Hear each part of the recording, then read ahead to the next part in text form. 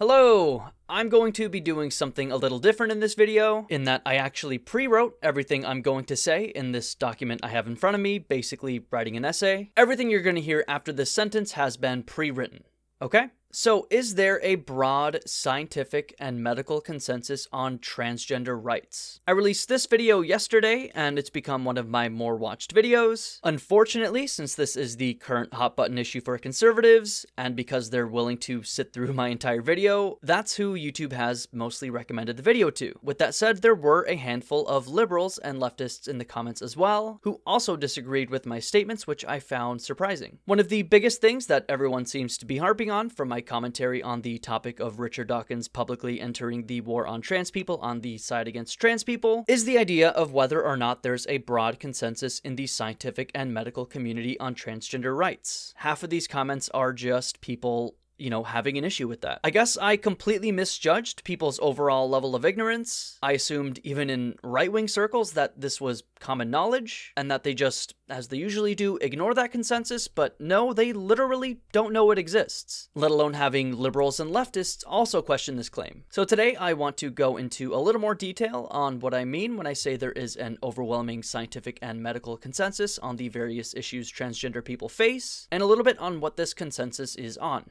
So let's start there. Biological sex refers to the physical characteristics that differentiate people who were assigned male at birth from people who were assigned female at birth. There's also intersex people, but we're going to ignore them for the sake of this conversation. But on the other hand, gender identity is about one's internal, deeply held sense of their gender. For most people, their gender identity aligns with the sex assigned to them at birth. These people are referred to as cisgender by the scientific and medical community, which is now a slur on Twitter, which I find hilarious. Transgender individuals, however, have a gender identity that doesn't match their assigned sex. From a scientific standpoint, the overwhelming majority of reputable health organizations recognize that gender identity is a fundamental aspect of one's identity that doesn't simply boil down to biological or physical characteristics. You can deny this, but you will be denying virtually all scholarly studies and research done on this subject. These organizations affirm that being transgender is not a mental disorder or illness, and that trans individuals should have the right to live and be recognized according to their identified gender. So with all that said, the scientific consensus supports the validity of the distinction between biological sex and gender identity, and upholds the rights of individuals to self-identify. So with that established, let's go into more detail on what I mean by broad scientific and medical consensus. When I say this, I mean that the majority of well-established and respected scientific and medical institutions worldwide have issued statements or guidelines that affirm the identities of transgender people, acknowledge the validity of their experiences, and endorse healthcare practices that respect their rights and well-being. This consensus is not just an opinion, but a position grounded in decades of research and clinical experience. Some of the world's leading professional organizations that affirm this consensus include the American Medical Association, the American Psychiatric Association, the World Health Organization, the National Association of Social Workers, the American Academy of Pediatrics, among many others. Each of these organizations has publicly recognized the importance of affirming care for transgender individuals, and their guidelines reflect a commitment to promoting health equity for all, regardless of gender identity. I'll put their statements in the description of this video if you want to read them yourself. These organizations represent thousands upon thousands of experienced professionals across the globe. They comprise some of the most authoritative voices in science, medicine, psychiatry, and other related fields. Every one of these institutions is populated by individuals who have dedicated their lives to the understanding of human health and well-being. Their membership includes doctors, scientists, researchers, social workers, psychiatrists, and numerous other scientific and healthcare professionals, all of whom have spent years, if not decades, honing their experience through rigorous study, empirical research, and direct patient care. Their reach spans globally, and their guidelines, positions, and recommendations are based on a robust scientific consensus, carefully weighed and formulated through an exhaustive review of all the available research in their respective fields. The stances these organizations take are not random or arbitrary or opinion-based. They are grounded in extensive evidence-based research and the collective professional wisdom of their members that should command significant respect and consideration. With that said, consensus doesn't mean that every single scientist or doctor agrees on every single thing, because that is virtually never the case in any field. You can find plenty of scientists, doctors, whatever, that disagree with this consensus, with Richard Dawkins obviously being one of the more prominent ones. Not every authority will agree on every detail, and some may disagree entirely. But what I mean by consensus is that overall sentiment on a particular topic, in this case the rights of trans people, indicates that the weight of evidence and expert opinion leans heavily in a particular direction, and in this case in favor of the rights of trans people and the difference between gender identity and sex. Now let's discuss what this consensus implies for transgender rights. At its core, it should mean recognizing and respecting each individual's self-identified gender. This is the overwhelming consensus position. All of these institutions are clearly on the side of differentiating between biological sex and gender identity. It also means providing access to appropriate healthcare services, including gender-affirming treatments when necessary, and it means ensuring that transgender people are protected against discrimination. Once again, this broad scientific and medical consensus affirms the identities and rights of transgender people. This consensus is built on a substantial body of research and clinical expertise, and it is reflected in the policies and guidelines of these leading professional organizations worldwide. Those who deny this consensus, such as Richard Dawkins, are not only at odds with the scientific and medical community, but they are also denying the basic rights and dignity of a marginalized group of people. Now, in my research for this, to be fair, I tried to find a major health organization or leading scientific community that denies or invalidates transgender identities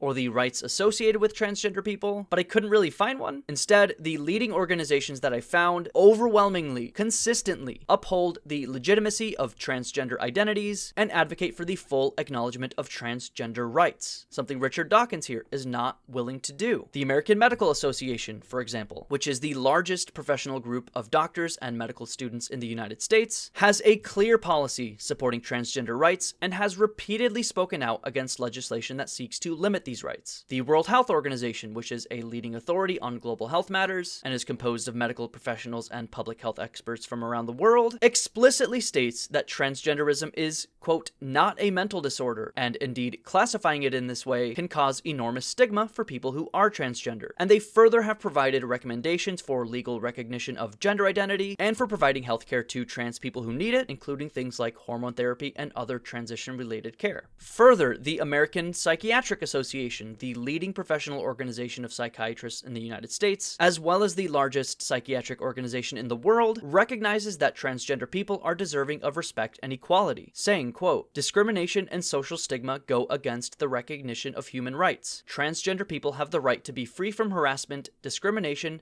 and violence, and to have their self-identified gender respected. And again, these views were echoed by all of the other major organizations I could find, such as the National Association of Social Workers and the Endocrine Society, as well as transgender-specific organizations like the World Professional Association for Transgender Health. Each of these organizations that I've listed, who are composed of countless scientists and doctors from around the world, endorse the validity of transgender identities and the critical importance of transgender rights. While there are certainly individuals, smaller groups, or outliers that deny or reject these affirmations, their positions are not supported by the mainstream scientific and medical consensus. I need to stress the overwhelming majority of respected and recognized health and scientific bodies worldwide support transgender rights and validate the existence and legitimacy of transgender identities. And let me be clear about this. My opinion on transgender rights is not my opinion, proudly, any more than my opinion on how rocket ships work is my opinion. I have not studied this. I have not done academic research on this. I am not a trans person. I have no dog in this race. For this reason, I am willing to entirely defer my opinion to the scientists, doctors, and actual trans people who, as I've hopefully shown in this video, overwhelmingly support transgender rights and the difference between biological sex and gender identity. Some issues are not about personal beliefs.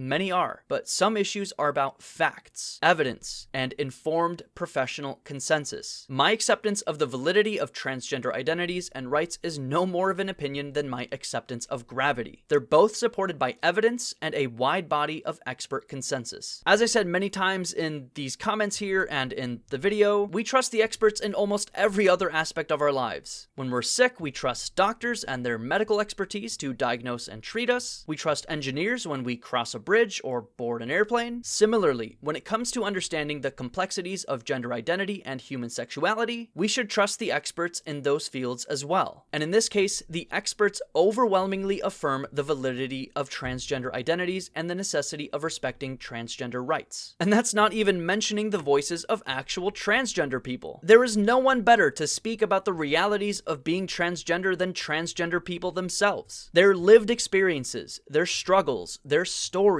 give us first-hand knowledge. Ignoring this is not only a failure of understanding, but a failure of empathy. Anyway, I think that's basically it. I don't even know why I made this video. To paraphrase Jonathan Swift, you can't reason someone out of something they were not reasoned into, and transphobia is one of those things. But maybe you'll prove me wrong. Did I say anything in this video that maybe changed your opinion on something? If you still feel there is not a broad scientific and medical consensus on this, whether you agree with this consensus or not, why not? And if you do agree that there is a consensus here, why do you disagree with it? Again, as I've asked numerous times in this video, in these comments, on Twitter, anywhere, why do you accept the scientific consensus on virtually every other topic, except when it comes to transgender rights? I'm very curious to know. Otherwise, let me know your thoughts in the comments, and be sure to subscribe if you enjoyed the video. Thanks for watching.